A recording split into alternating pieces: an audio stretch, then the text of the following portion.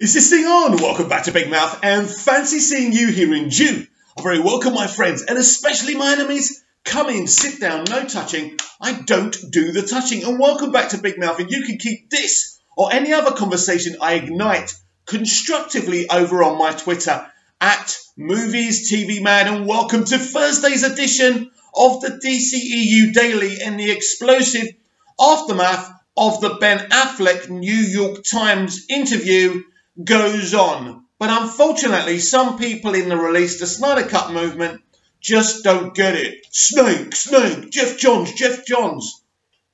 How on earth have we got from a tell-all interview about a man talking about his alcoholism?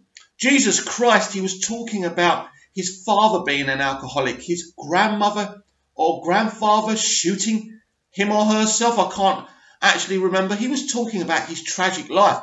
Are you going to blame Jeff Johns for that? For crying out loud, leave your agenda at the front door. Snake this, snake him, snake her. I don't get it.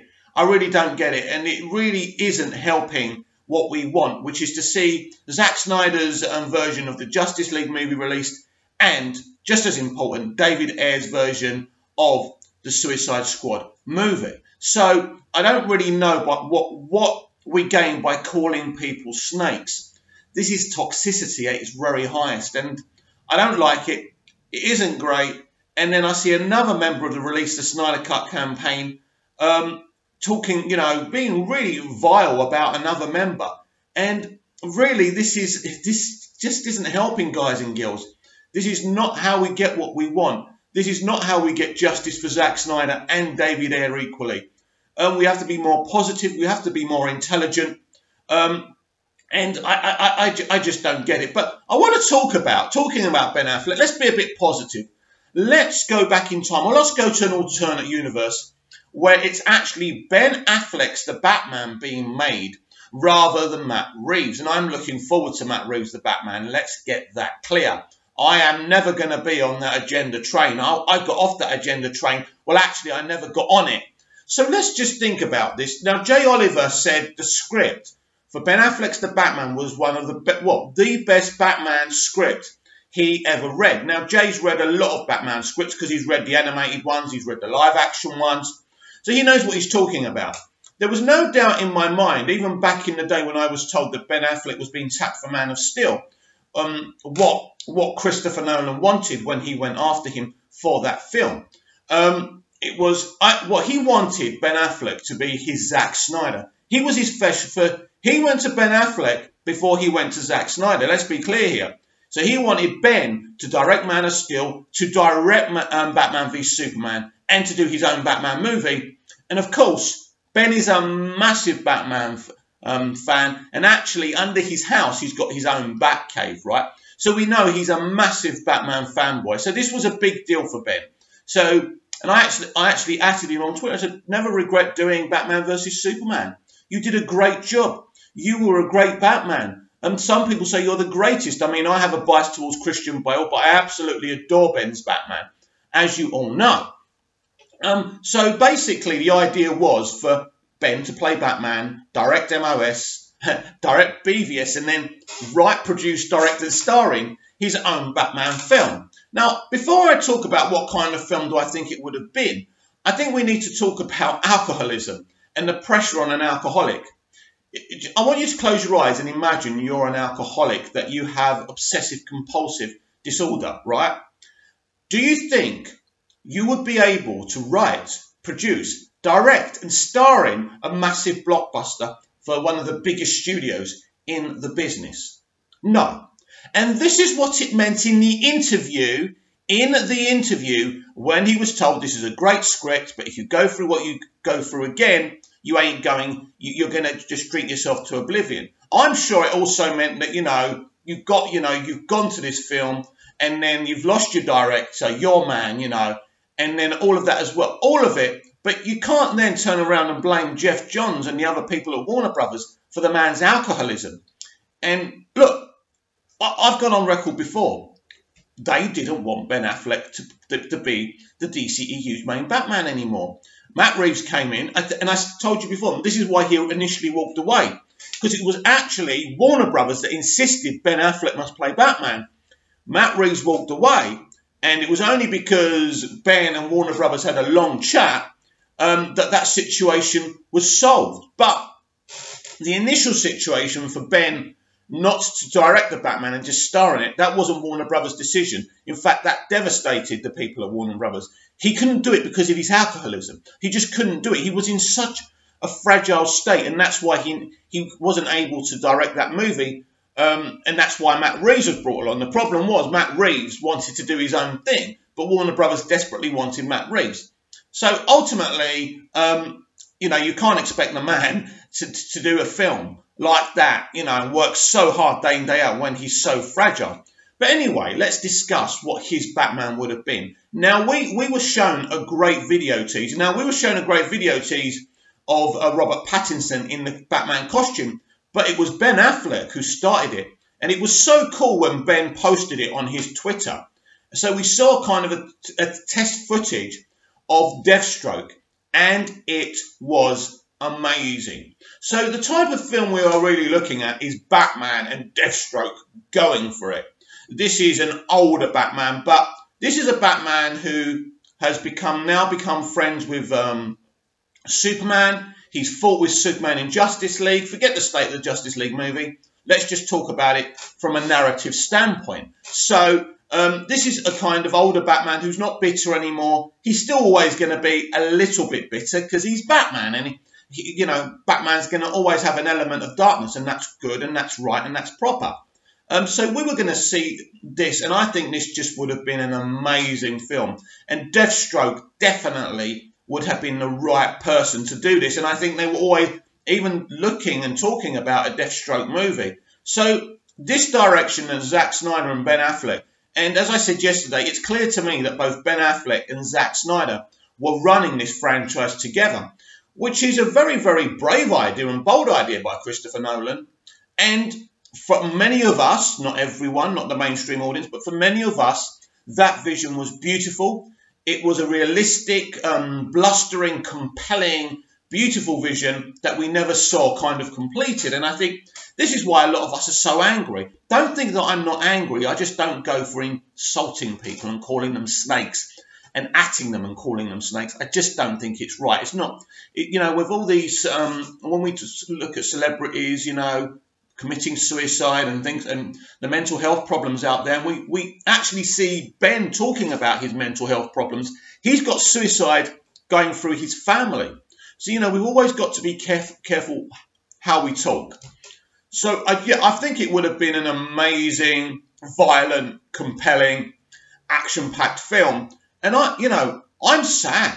I'm sad that it didn't work out. I'm sad that Ben had to deal with his alcoholism and his obsessive-compulsive disorders as he described them in that interview as well, because I think his Batman would have been amazing, and that was the whole reason that Ben was ever cast as Batman, because they wanted him to direct, they wanted him to lead this franchise, and I think he was leading it with Zack, and I think they were doing a great job.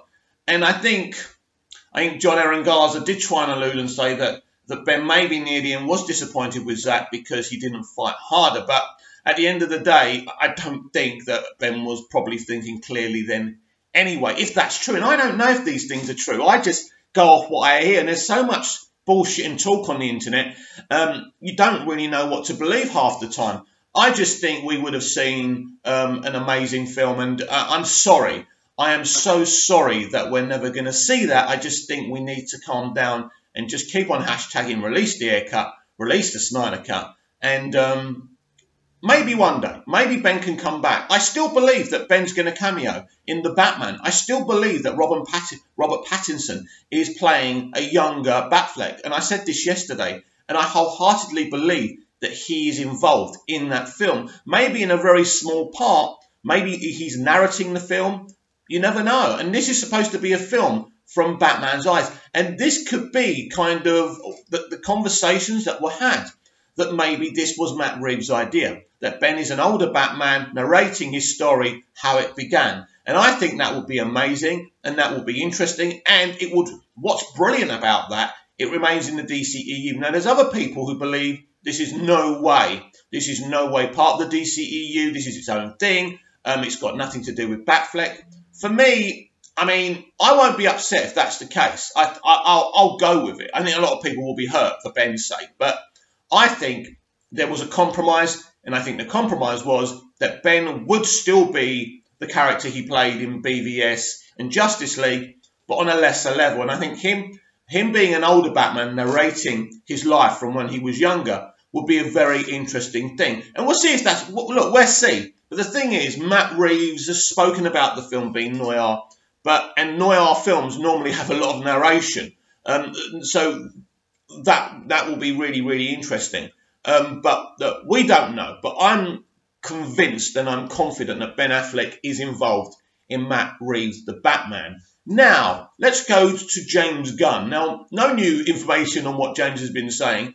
I reported to you about, was it a month ago, that not only did Warner Brothers want J.J. Abrams to develop, write and direct a Superman film with Chris Terrio, that they wanted the pair of them to develop a Justice League film too.